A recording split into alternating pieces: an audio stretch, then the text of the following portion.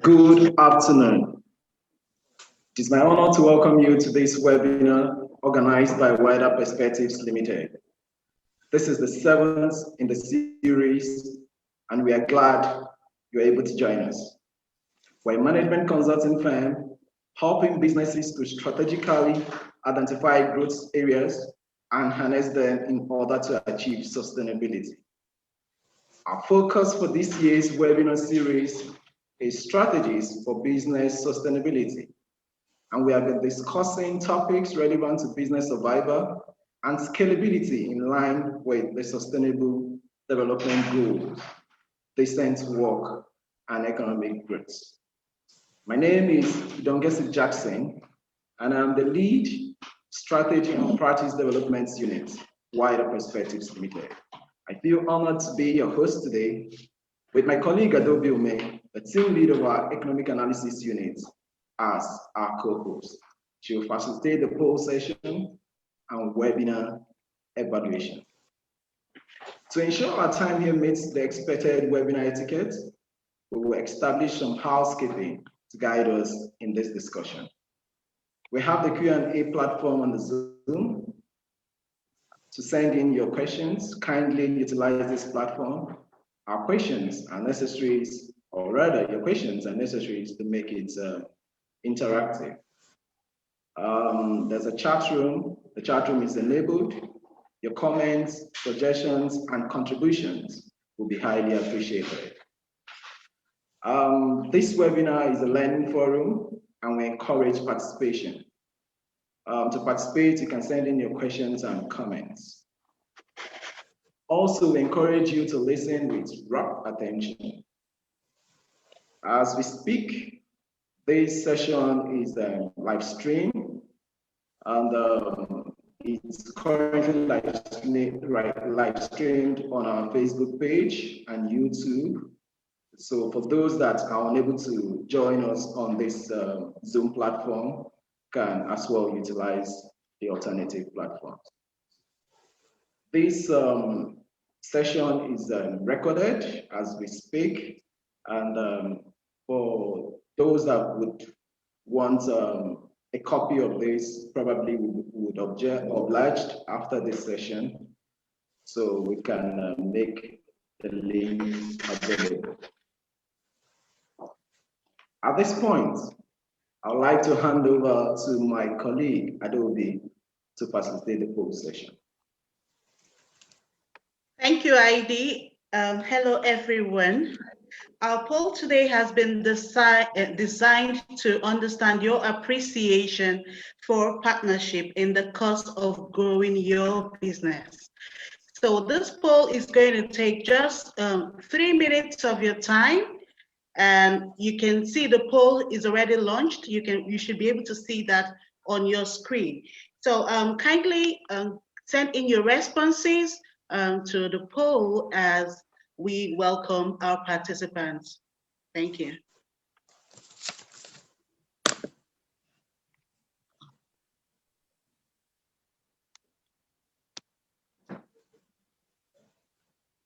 Okay, the poll should be on your screen. And we ask that you kindly send in your responses.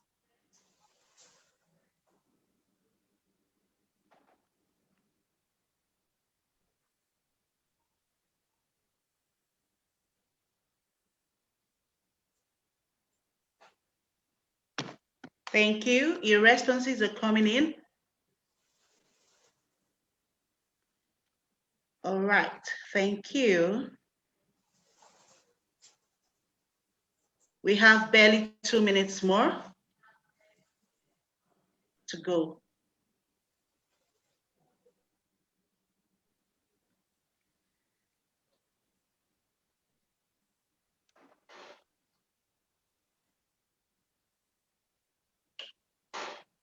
If you're just joining us, you will see a poll on your screen, and we'll ask that you kindly send in your responses to the poll.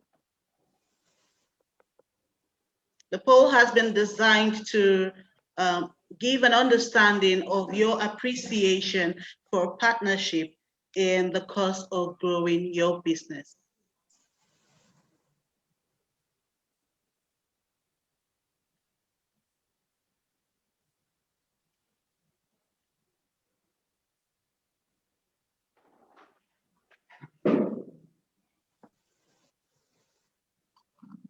Okay, we have barely 1 minute to go. If you're yet to send in your responses, kindly do so.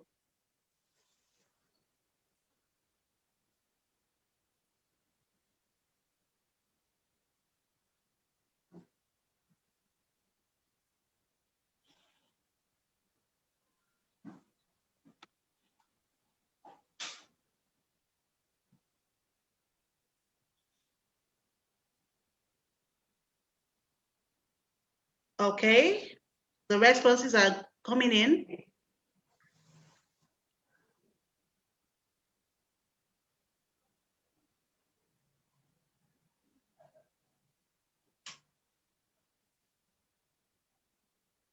We have barely 20 minutes more, barely 10 minutes more to go.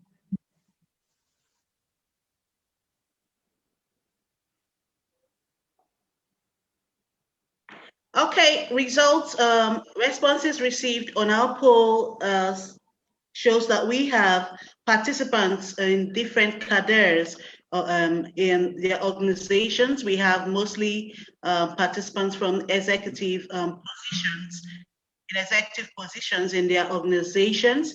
And the poll also shows that a lot of persons believe the partnership is an effective model for business growth. And about satisfaction with impact of partnerships on the growth of businesses, we have quite a large number of responses that shows that they are neutral, they are on the neutral level. They are neutrally satisfied with the impact of partnerships on the growth of their businesses. And okay, talking about challenges experienced in partnerships, we have all the options there selected with majority going for unequal commitment level among partners in the business. So the results are being shared on the screen now. You should be able to view the results of the poll on your screen. And I'll just end the poll for now while I'll hand over to my colleague, ID, to take us through the rest of the webinar. Thank you for your time. ID, over to you. Thank you very much, Adobe. Thank you. We're discussing a very important topic, partnerships, a model for SME development. Our key discussant today is Mr. Ndubisi Okosha Jaja Mwachukwu. Ndubisi is a retired director in the Abia State Ministry of Commerce and Industry. He has been a strategic partner of Wider Perspectives Limited since 2011 till date, and currently Director, Wider Perspectives Limited. He had his education qualifications both in Italy and Nigeria. He is a member, Nigerian Institute of Management, founding member, Nigerian Institute of Marketing, and at different times worked in various capacities with the Abia State government as member, Abia State Technical Committee on Privatization and Commercialization, Secretary, Abia State Development Fund Planning Committee, Chairman, Abia State Consultative Committee on National Policy on Micro, Small and Medium Enterprises, and member, Abia State Polytechnic Governing Council. Ndubisi has vast experience in SME development, projects management, industrial promotion, investments, incentives, and disseminations. It has been commonly acknowledged that micro, small, and medium enterprises play a very important role and strategic role in the economic of any nation, especially in job and wealth creation, growth in GDP, and income distribution. Partnerships create synergistic momentum that enables various stakeholders enjoy a greater value than they would have working in parts. This has also come up as a workable model for SME development to the complexity and risks associated with the business environment, and as well as the limited resources and expertise in the business units. Striving for excellence in this highly competitive SME space requires collaborative efforts in far-reaching areas, including policy, technology, finance, and access to markets. This seventh webinar is designed to identify the areas for collaboration and how various stakeholders can partner to provide the needed support for MSME efforts. Welcome our participants joining us from Facebook or YouTube platforms. We are discussing partnerships, a model for SME development. And our key discussant is Mr. Ndubisi Okoza Jajamachiko. You can send in your questions and your contributions using the comments box. So Mr. Ndubisi, you're welcome once again. Good afternoon, ladies and gentlemen. Good afternoon, Mr. Ndubisi. Thank you for having me. You're welcome. Going by the need to have SMEs that are market ready, what kinds of partnerships do you think SMEs need for growth? I believe SMEs need partnerships with government, with themselves in clusters, and partnerships in different sectors of the SME groups. I also think that the most vital partnership is that with the business development service provider. The business development service provider is the link that brings knowledge, relevant knowledge, to all the SMEs. He has the ability to investigate and know the gaps in their needs. They normally will do a needs assessment and then from there know which gaps to fill. Thank you. Thank you very much, Mr. Ndubisi. Now that we know the kinds of partnership SMEs can get into, what importance can these partnerships play in growing the SMEs? The partnerships I've mentioned above will grow the SMEs appropriately. In my own experience, I was a director in 3 directorates. Director Industries in Abia State, Director Technology, and Pioneer Director MSME. During that process, we had a World Bank program, the World Bank MSME project. And a certain model was pushed, and it succeeded. I'd like to talk about partnerships and the success of partnerships generally in the world. During the Great Depression in America, during the time of Franklin Delano Roosevelt, America was in Great Depression, and there were no jobs and there was no food. The president of America then, Delano Roosevelt, now formed what was called the New Deal, which created jobs and work. Most of those jobs were done by SMEs that were clustered to help the bigger companies execute their duties. What happened? America came out of the Depression. That was the most vital partnership there was. It was a partnership between government, the SMEs, and the private sector, finance and co. Now, another successful partnership that's always resounding in economics history is that of the Marshall Plan. Immediately after the Second World War, the German economy was in ruins. So was the Japanese economy. The United States Secretary to Government, General Marshall,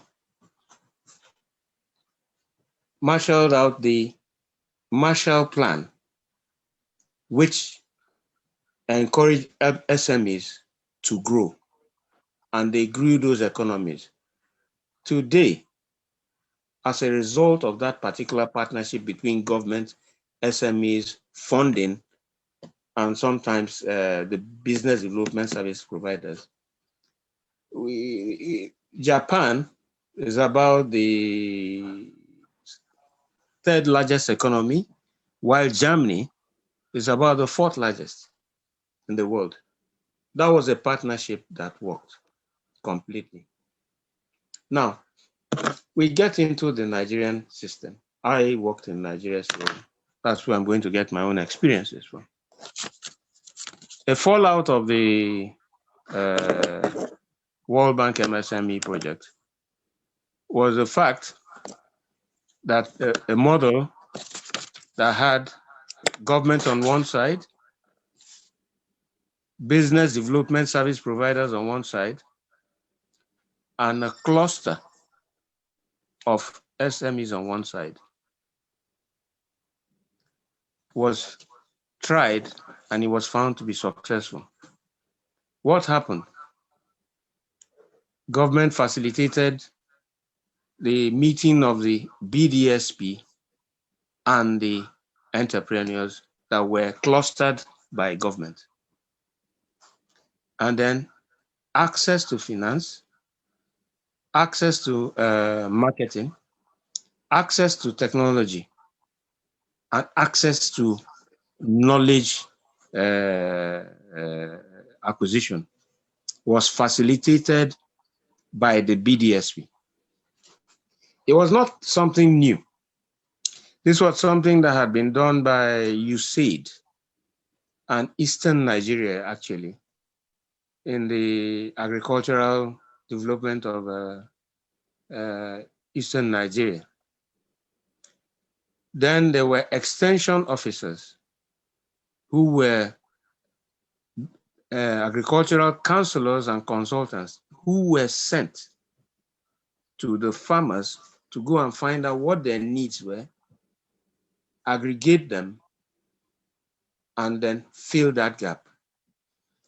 The beauty of that was that because of the clustering of the farmers or the SMEs, one management extension worker could supply knowledge. It brought down the cost of knowledge. And sometimes the experience of the other SME could be a learning process for the extension worker. So that is a model that was used in Abia State. I was director MSME then. There was a group of entrepreneurs we clustered in Aba, the entrepreneurs cooperative of Aba. And then we had a BDSP that had been recommended to us by the World Bank, Wider Perspectives Limited. What was the result? The result we had was that after doing the marketing knowledge, access to finance, management development, and networking, we took the entrepreneurs to the access to finance bit of it, which they said was their problem. We had trained them up, and we had a beautiful result. The banks lent them money, and unlike many other schemes in Nigeria, we had 100% loan repayment model, as well as people who had enough knowledge and graduated in the program. They no longer needed to be handheld. They knew when to go and seek for information. They knew when to go and to seek for information and make and present bankable business proposals to the banks. Most of them have grown now and are on their way to becoming larger enterprises. Thank you very much, Mr. Ndubisi. You talked about the importance of the BDSP, and one cannot underestimate the importance of the BDSP to the growth of any business. Do you think the BDSP play a pivotal role in this partnership? I would say it's a synergistic relationship. But the BDSP carries quite a lot of load. He has to have all the answers. Or if he doesn't have the answers, he has to know where to get the answers. The BDSP also plays two roles. In business development, there's the side that's called business consultancy. And there's the one that's known as business counseling. Most Nigerian management companies mix the two of them, but they're quite different. In consulting, you take a look at the problem and you give a recommendation, you give the appropriate recommendation to solve that problem. You're an expert in your field. Now, in business counseling, that's where it's vital. SME development needs a lot of people with business counseling. Sometimes you need to engage the entrepreneur, see what's inside his head, look at his vision, let him tell you his vision. Then you guide him gently until you package him to the enterprise he wants to. It is not like recommending an answer. You let the entrepreneur provide the answer. He knows the business he wants to go into. Now, when the business counselor finishes, somewhere along the line, the business consultant, the man with the answers, comes in. That is where the BDSP has power. Inside the BDSP, there is the business consulship side and the business consultant side. The BDSP is a catalyst between the entrepreneur and government, between the entrepreneur and the market, between the entrepreneur and access to finance, between the entrepreneur and access to appropriate technology, between the entrepreneur and access to knowledge. In this world now, there's ICT everywhere, so that it's slightly easier. But for me, I believe the BDSP is actually the knowledge center. And for success in any kind of enterprise, whether government or otherwise, there are three things: knowledge, and then more knowledge.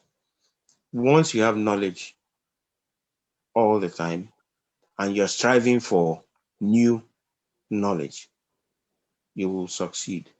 Even if you make a mistake, you will succeed. There's a Japanese management principle. They call it KANE, continuous and never ending improvement. The BDSP is an epitome of that. And that is what makes those enterprises succeed, as long as they are clustered. In my experience in Nigeria, the BDSP is vital, but the clustering is also vital. Why? Most single units enterprises cannot pay for BDSP's service. But when they cluster together, when there are large numbers and the cost is prorated, it becomes negligible. It's a bit like the modern insurance scheme. I believe that any economy, whether state or federal or international, that wants to grow, as a matter of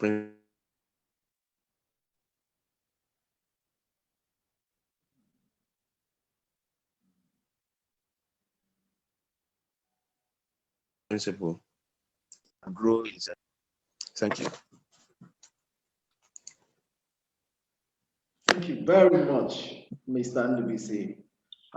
In playing this catalytic role, the SMEs need the BDSP for growth and sustainability. Spot on. Spot on. Thank you, Mr. Ndubisi. If you are just joining us, we have been discussing partnerships, a model for SME development. And our key discussant is still Mr.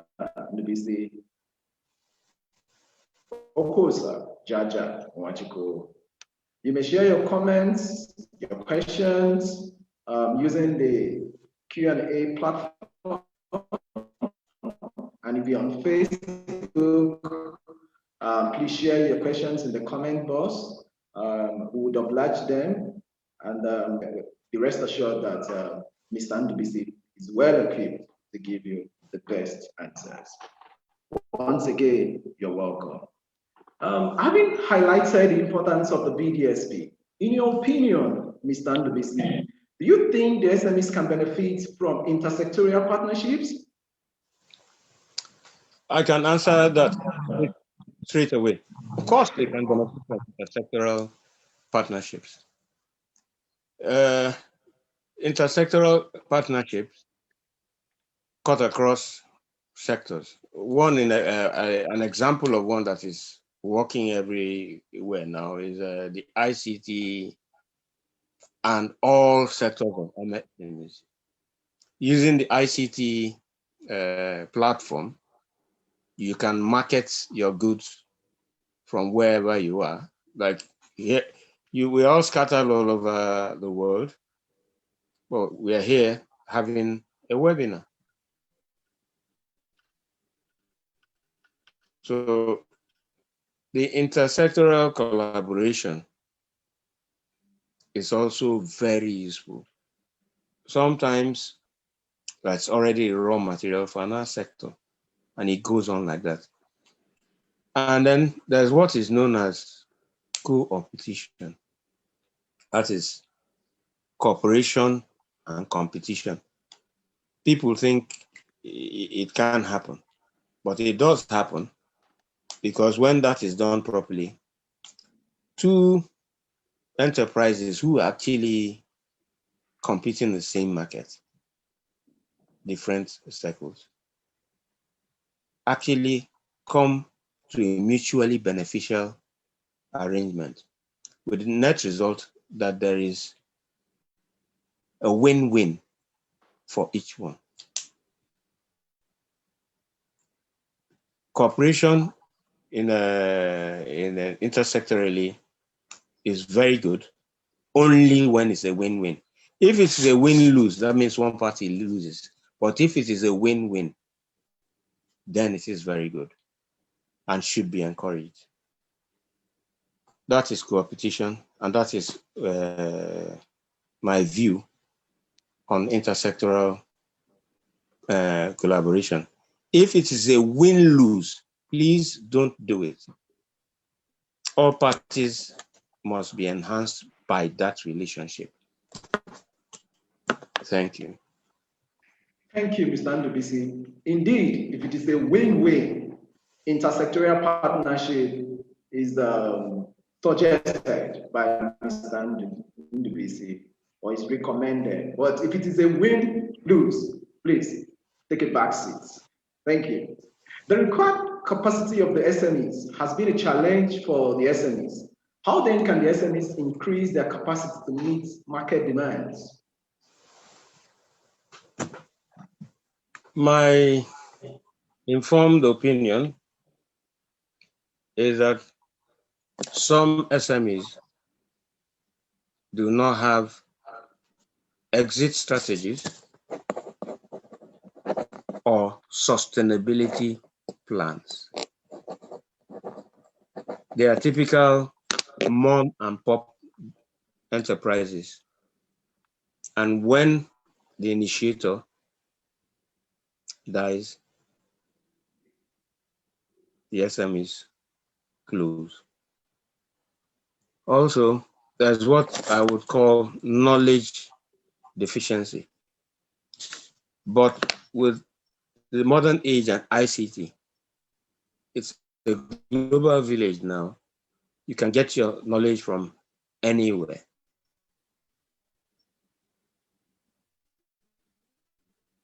So, for people to grow. But do they have a sustainability plan? Do they know where they can get to? Let me use an example. I can make palm oil, and I stick with palm oil. But if you go down the value chain, if you go downwards and go upwards, you find out like palm oil. Down the value chain of palm oil, if I say this, you might not believe me, but is electricity generation. Somewhere down that value chain is organic fertilizer production. As you get to palm oil, that's a raw material. There's clarification, there's all sorts of things till you get to vegetable oil and all that. Now, most people, especially the SMEs, only take one sector. They might not be knowledgeable about the differences down the value chain and the improvements they can make up and down the value chain to make themselves very viable. SMEs can increase their capacities, but all that is driven by what? Knowledge. That is where, again, I want to make my case. Any MSME that wants to succeed should use a tripod model. Government, MSME, BDSP. Government has access to information, but the BDSPs have more access because it's their business. The business is knowledge driven.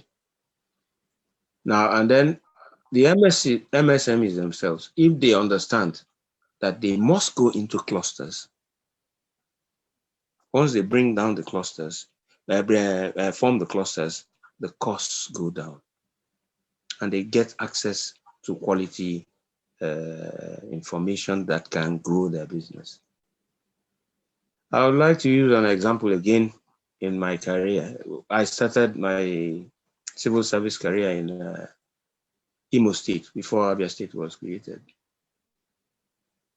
It was during the import license saga. And most of the traders from Aba and environments in Imo State could not afford the hotel bills and the transport costs to submit their applications. Our director thought about it and made an announcement. He clustered all the businesses together. So submit your forms to the department. They did. And then one person took all of them to Lagos. It was at no cost to them. Government paid for it. So the cost, that is one of the advantages of clustering. The cost to travel was borne by government. And then when government got there, they said, this is from Imo State. and they created an Imo State desk for import license. Thereafter, the Federal Ministry of Trade and Industries then took that model on, said nobody should come here again. Cluster them in your state and bring them from your state ministries. So you see, the clustering makes for all sorts of efficiencies. So that is one very, enterprises must cluster when they want to grow, and then use the BDS and government very well. Once that is done, every other side of the economy you want actually will be captured both by government and the BDSPs. Would you need any clarification? No, that's fine. That's very clear. Very, very clear. Very clear. Thank you very much. Indeed, this is strictly for the SMEs. To increase your capacity, you must as well increase your knowledge. And as a major requirement, you should have a sustainability plan. Spot on. It is in this light of thinking in the light of trying to increase the capacity of the SMEs. Mr. Ndubisi, would you advocate for more wealth creation programs by the government or other donor agencies? And in your opinion, do you think the programs are successful? Okay. Thank God you call them wealth creation, because sometimes government calls them poverty alleviation. When you call it poverty alleviation, what happens? You want to improve poverty or ameliorate poverty. That is a negative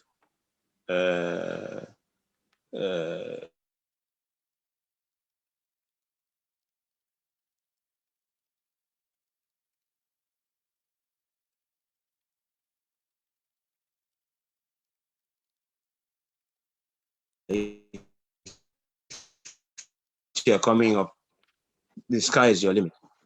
So I prefer the title growth creation.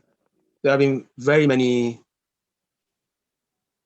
programs by government for MSMEs.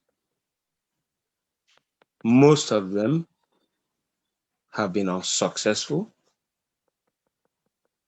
because there are flaws in the design.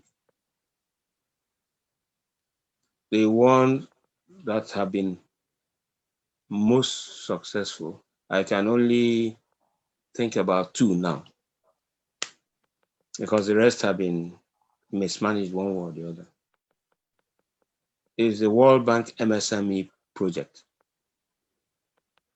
Anywhere it was applied, those techniques, that tripod, government, MSMEs, PDSP, there was success.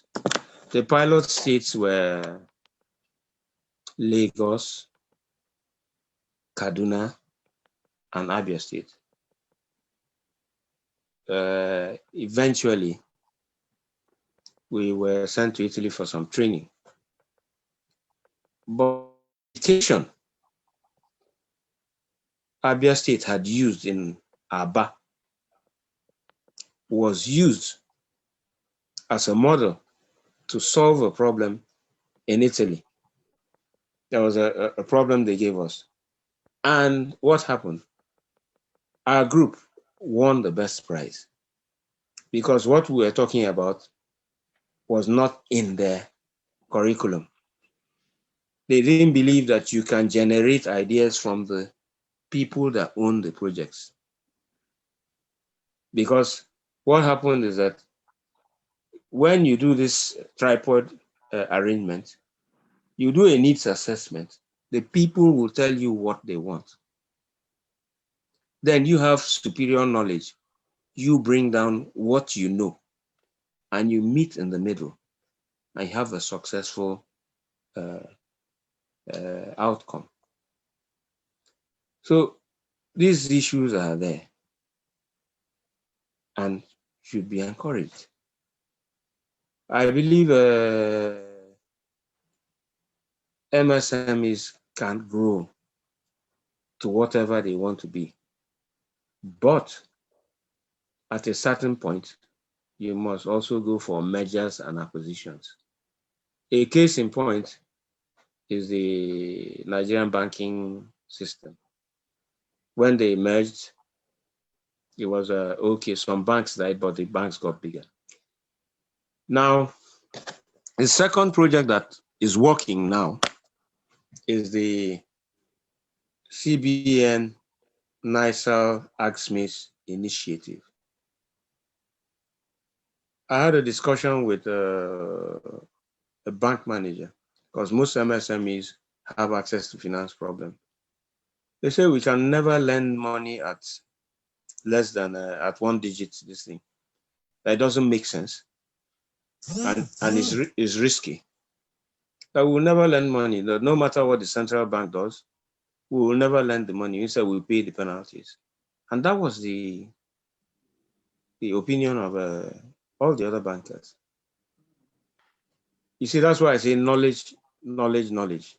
The central bank listened, fine-tuned that program, and then created what is called the NISAL Microfinance Bank that now funds MSMEs up to 10 million at one-digit interest rates, and then moratoriums even up to loan tenures up to 7 years if you're into agricultural this thing, and then moratoriums even up to 6 months, depending on the sector which you are in. These are the two policies I think that are successful in my own experience. Most of the other programs, from my observation, were failures in the sense that money was given to people who did not actually participate in the MSMEs themselves, but would I call them paper companies, and the money's vanished, and that was that. Some of the World Bank programs were, and UNDP, were completely white elephant projects. There was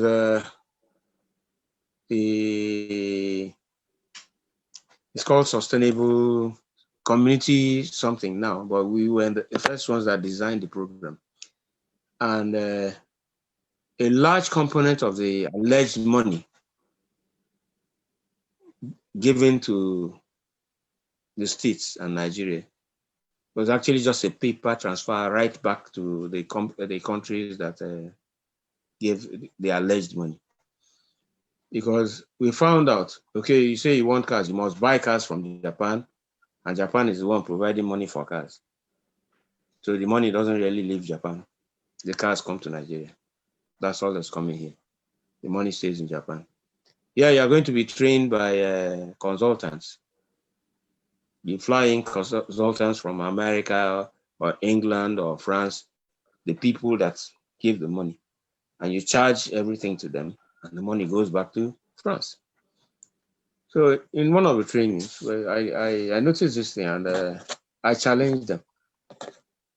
And the course coordinator said, no, he brushed it aside. But later on that evening, we were having a social meeting somewhere. The man told me, look, you were right. All the money we allegedly give to you, almost 70% or 50% goes right back to our own economies, and you are going to pay for a long time. So you find that most of the UNDP World Bank programs are not designed with the beneficiaries. They teach us about bottom up and top down, but they do not come and do bottom up from us. So what is it we need? What do you want before they package? They have stereotypes of programs they have, and they just give it to you, whether it suits your country or not. You are being beggarly because you need money and development. People sign everything, and there you go. Those same kind of projects happen in Central Bank. There's quite a lot. If you look into the MSME sector, you will find billions of naira in the MSME sector in this central bank that has not been disbursed because the programs are so poorly designed and they do not take feedback. When you say take feedback, they say, no, that's the way it is. So as far as I'm concerned, those programs, most of them are failures. The two I have identified. One, because the MSME World Bank Project one is a knowledge-based program.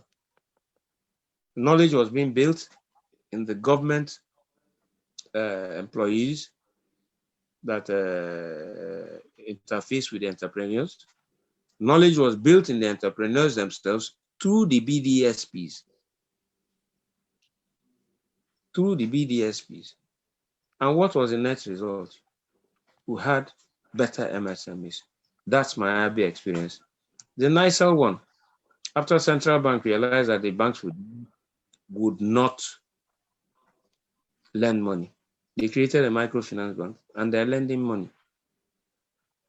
One of the issues, like in the ABIA SEEDC TBM program, central bank paid consultants to train entrepreneurs for 3 months in order to access loans.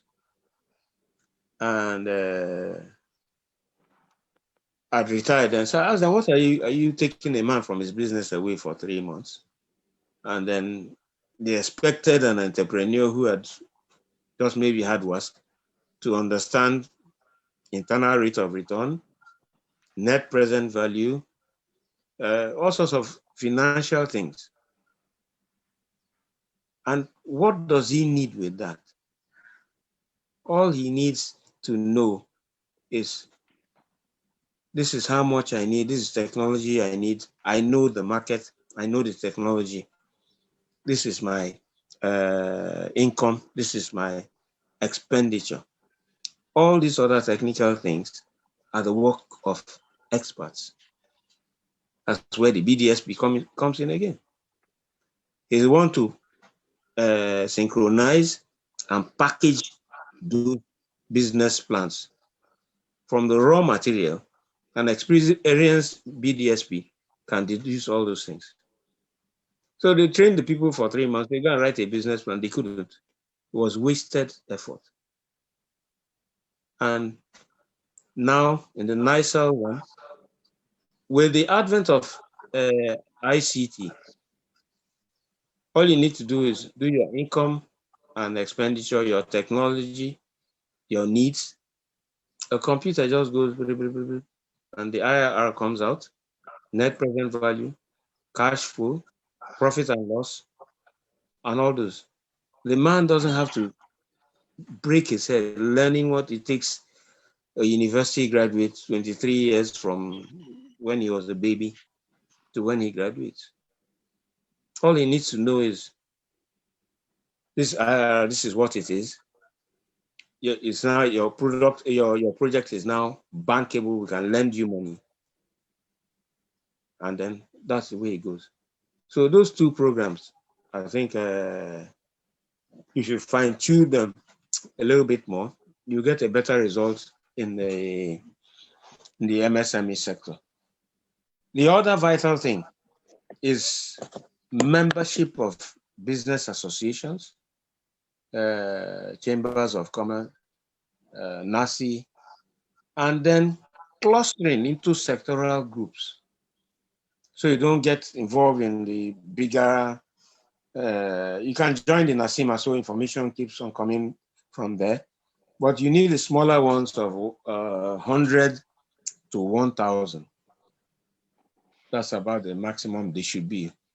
So you come together in your groups, and then you can now hire the BDSP and interface with government and other financial institutions. I hope there's some clarification in my... Yes, Mr. Lewis. Thank you very much. But in the course of your explanation, you said something that I'm sure the SMEs would they find very worrisome, so to say, because of the fluctuations of interest rates. Would you advocate for a reduction of the interest rates, or would you even advocate for a more stable interest rates?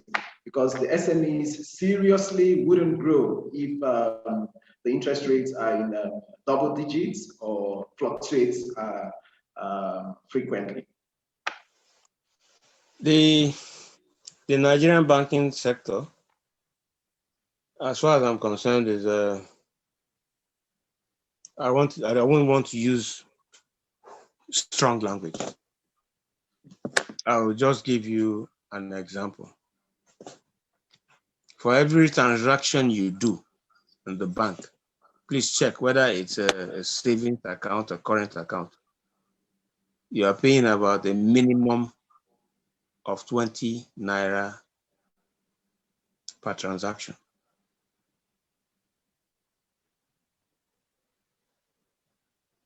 And then if you translate that to the number of accounts, financially active people who have bank accounts, maybe we're looking maybe 50 to 100 million accounts. So let's say you do one transaction a month, just one transaction. And let's use a hypothetical figure, 100 million accounts at 25 naira each. How much is that? It's 2.5 billion naira. Multiply that by 12. If you multiply that by 12, you'll be getting about 150. Yeah, 12 by 2.5 is 12 by 2.5 is by 2, 12 by 2.10 is 220. Anyway, what you will get 2.5 billion by 12 is 250 plus you have 300 billion naira from transactions worth 25 naira a month. But that's not what it is. Most people have transactions in their bank account to the tune of between 500 to 1,000 naira a month, even if you have no money. If you go to the Nigerian banking system now, if you have a savings account, it's only in Nigeria. You have money in a savings account, it keeps on reducing. They pay you interest, and then they reduce it. Then you tell them you want to borrow money. They will lend you money at 30% per annum. That is what the MSMEs have to fight. Thank God for financial Smes, because those ones are single digit. My own take of it, my analysis is this. When the zonal bank manager said, look, we are not going to lend any money, we will prefer to pay the penalties, I wondered why. And after careful analysis, I found out that's where the money is. They charge fees. No bank needs to lend money in Nigeria. Fine. If you follow my calculations, please, no bank needs to lend money in Nigeria. Before they were lending money to government, now they don't lend money to government. Government has come out of that. So when you lend money to an MSME, central bank takes about 100% immediately from your bank deposits and puts it aside. Once if there's a default, it starts to charge you. So the banks don't want to take any risk. They're only interested in fee-based transactions. So the MSMEs actually have a lot of things in their favor when they cry about high interest rates. It needs a policy change from the CBN that controls the banks and then the banks themselves. If you look at the NISA money most people do not know that NISA money is actually money put together by the committee of bankers. It's not central bank money. It's money, it belongs to those bankers. The money belongs to the bankers. There's a policy disconnect. The CBN says it wants to grow the economy, but the way they put the banks through this risk assessment thing, that thing was put in by the former MIS Sanusi before he left, and it's been there.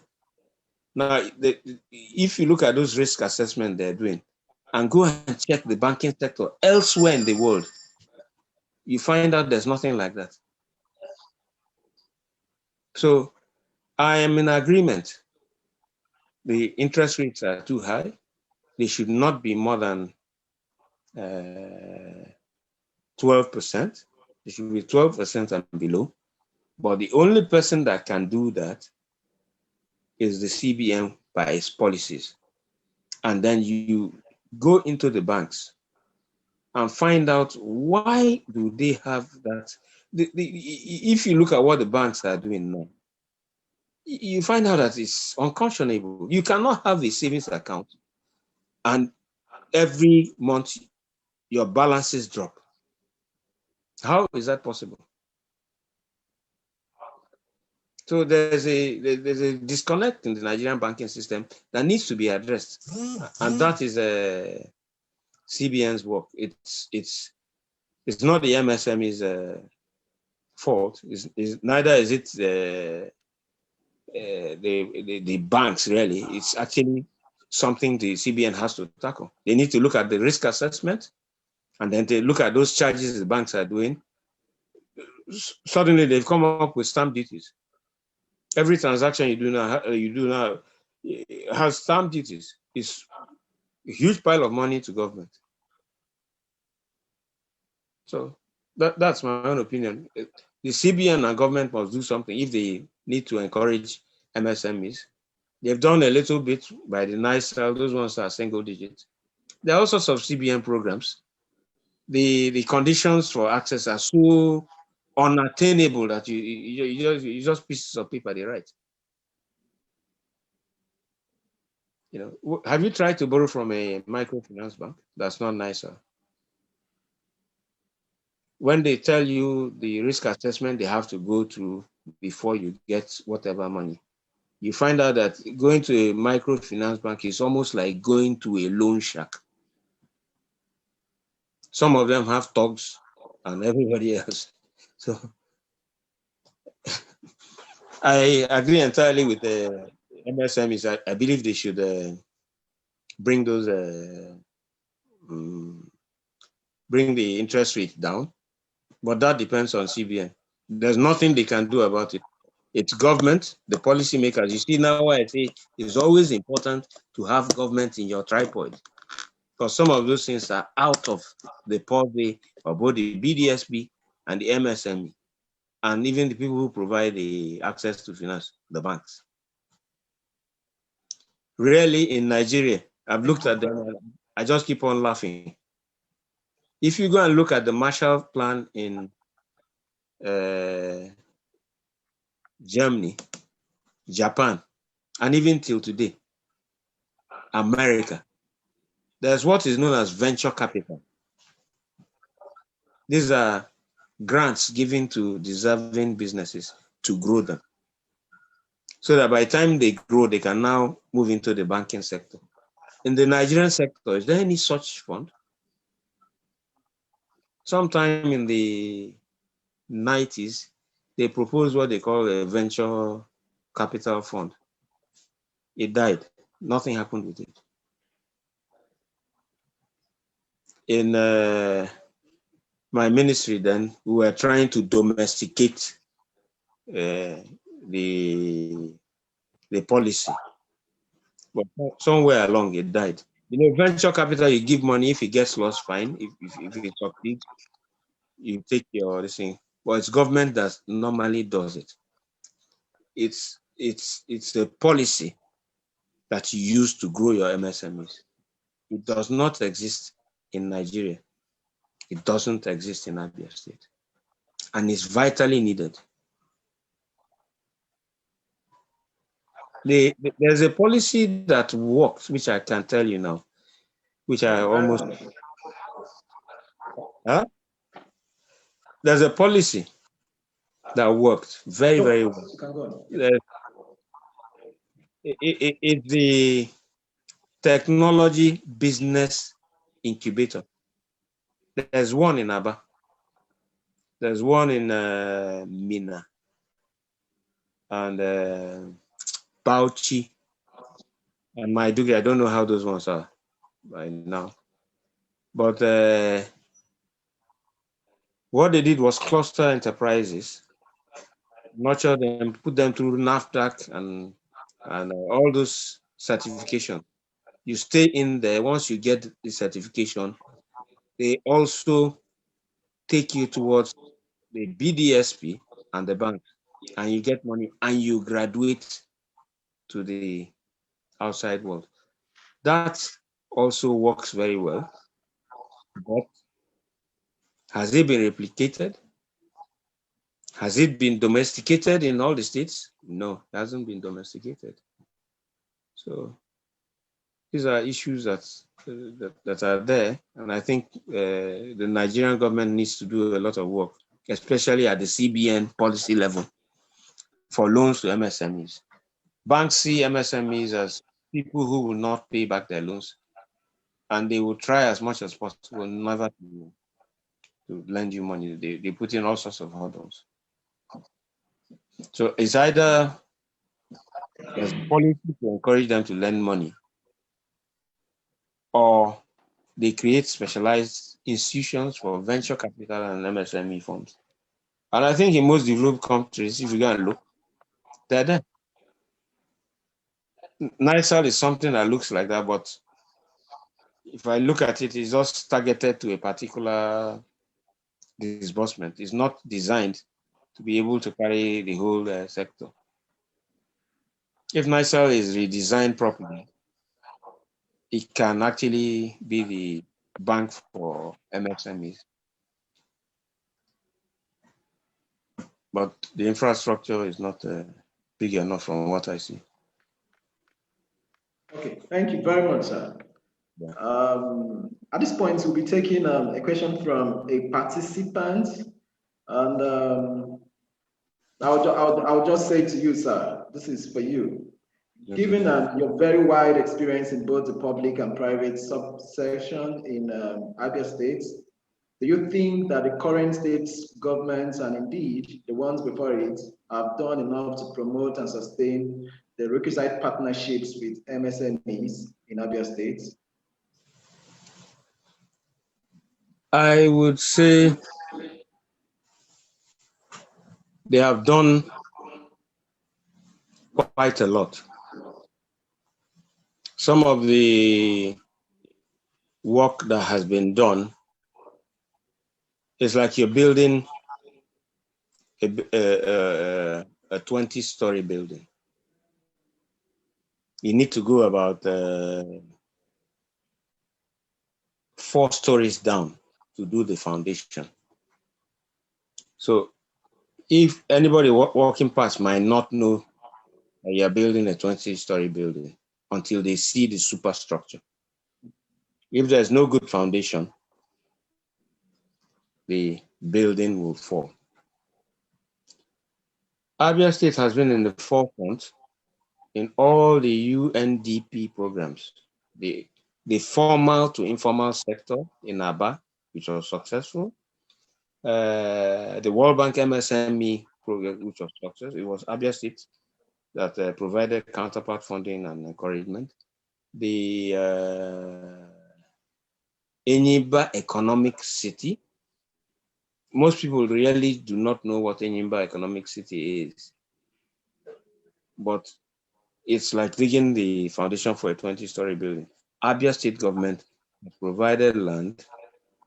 Federal government has provided 100 billion paid into an account for that project.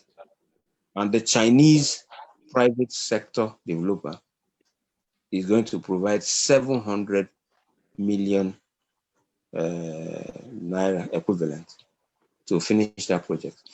Now, you might not know about the project because such projects take a long time tidying up things. So people are saying it's a white elephant. That is Abia State government. Also, you find out there is the governor's intervention in the leather sector. People have been trained in China and they're about to start production. Also, just today, the governor announced that the machinery for a cottage industries, for the first pilot industries, because he said one local government, one cottage industry, the machinery have arrived and people will soon be employed and off they go. That is what Abia State government has done. However, Abia State is about the only state that has a ministry for MSME. They've also done what I would call the one-stop shop. You go in there, you get your NAFDAC, you get your standard organization, you get your business registration and other formalities. Those things are there, but most people don't know about them. So they think it's a hoax, but they do actually work. However, I still want to highlight my tripod model. What Abia State needs is a lot of money,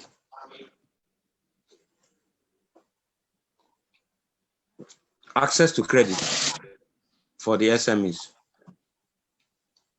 I base my examples in the churches, the Catholic churches, Anglican churches, all around.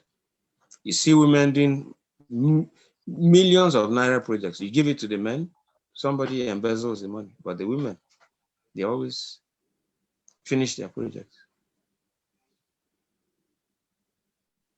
Abia State needs to invest more in the tripod model. When that is done, they are going to get a better result. The government has done quite a lot, but it can do more, given the bent of the entrepreneurial bent of all the people in Abia State. In my other personnel, I can say I'm a serial entrepreneur since I retired. So I do some form of palm oil processing. I clarify palm oil, package it, and then off it goes. I do primary farming, vegetables, cassava, and stuff like that. You know, I find, luckily for me, I had one of those trained in that agricultural extension method. So he guided me, and then I got better than most. He taught me how to weigh, he taught me how to measure. You come to me, I said, yes, you will have to buy this kilo. You have to buy this length. Everything is measured. So you know what you can produce in a year. Your workers cannot steal from you. You know exactly what you produce, what you're expected to produce, if you benchmark all of them. So I was lucky. I'm using myself as an example. I was lucky. I had a knowledgeable person who put me through.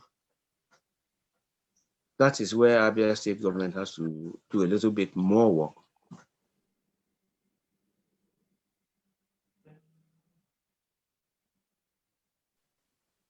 If it is possible. Do you realize that if you empower 1,000 MSMEs with loans of 1 million naira each, or let me be outrageous, 10 million naira each. How much have you brought into the Abia State economy? 10 million by 1,000 is 10 billion. The economic multiplier effect of 10 billion in an economy is times 5. So that means there are 50 billion running around in your economy. Can you imagine the amount of jobs it will provide?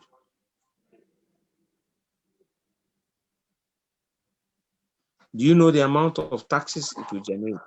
Let us say you take a flat rate of 10% on 50 billion. Yeah, on 10 billion, a flat rate. Within the 1 billion naira, when it, no, on 50 billion, flat rate of 10%. That's 5 billion naira. Now, if I ask government to invest 1 billion naira in providing BDSP support to those 1,000 people to make sure they get those things, what will they generate in tax? 5 billion. It's a no-brainer. But people are not thinking that way.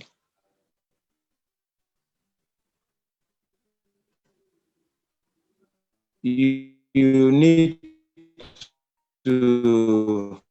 I was talking with a colleague of mine, and I told her, throw the box away, in space. They need to do that. Now, my own example, if I had the opportunity, I would hire the BDSPs, aggregate all my MSMEs in clusters, and make sure they access the cell phone centrally. When you have that kind of money to your economy, the government doesn't need to pump money again into all those these things. Can you imagine you invest maybe 200 or 300 million and you have returns of 5 billion in taxes? Most people don't know why Lagos succeeds, because they have a very good taxation machinery. So the sooner Abia State puts that in place where people don't take government money, we'll be better off. So that's my view about Abia State. I hope I satisfy or clarified. Yes, sir. Yes, sir. You did. You did. Thank you very much. Sir, aside using partnerships as a veritable tool for growth, in your own opinion, what alternative growth channels would you recommend to the SMEs? Probably you can just list them. Alternative growth channels. Growth channels, yeah. Knowledge, acquisition of knowledge, all the time. Clustering. That's about it. So it's just knowledge, clustering, and adequate ICT. When you have those three, there's no way you will not grow. When you cluster, you are more powerful. People will listen to you. When you have knowledge, you are probably not going to make as many mistakes as the man without knowledge. But mistakes are good, because when you make a mistake, you learn. I wanted to give you an Igbo adage, but the population here is not only Igbo, so I can't do that. It's something like if you fall from a great height or a tree, when you see the ground, you will be very careful. You don't want to fall again on the ground. So knowledge, mistakes, clustering, so that you can get information. That's where that co-opetition policy comes in. When you cluster, you cooperate, even with your competitors, to have a mutually beneficial result. Something like that. Let me give an example. You know, there's what is known as a closed user group line. Companies use it now. If you're up to 100 or more, it costs 500 naira per line per month, and then you can speak to yourselves inside that closed user group for the whole month. But if you are speaking to yourself like that by MTN standards, you pay thousands of naira. So those are my three knowledge clustering, and then what is the other one? That's that is what I would want SMEs to do. Thank you very much. Thank you very much for your wonderful knowledge and experience that you have brought on board today. Sir, could you please give us your final thoughts for the SMEs? You have given us a whole lot from coming from the partnership angle to other areas, even down to alternative growth channels. Could you please give us a final thought? SMEs are the live wire of any. A case in point, let me use one that's not Nigerian. With the lockdown in America, the economy crashed. Jobs were lost. Government offered bailouts. The larger corporations, Boeing and all the rest. What happened? Nothing happened. 92% of the jobs and the economy is actually with the MSMEs. I would advise MSMEs to cluster together, government to give more assistance, and then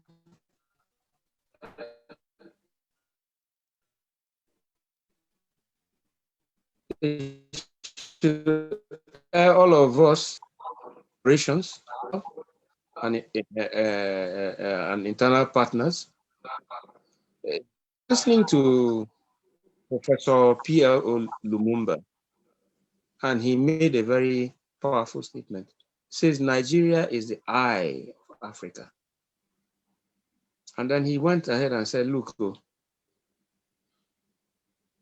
Nigerians are 250. The whole of West Africa is not as much as Nigeria. And Nigeria controls the whole economy from here to Senegal.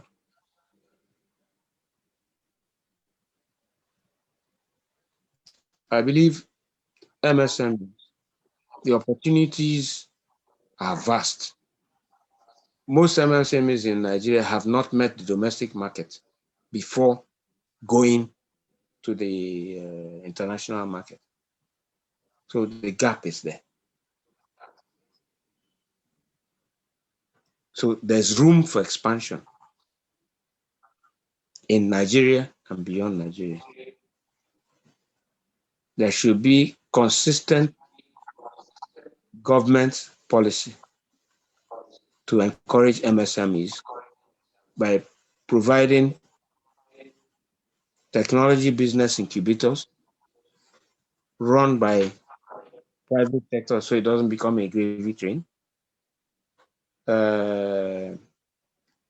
Hiring and assigning BDSPs to assist clusters of MSMEs achieve the growth target we want.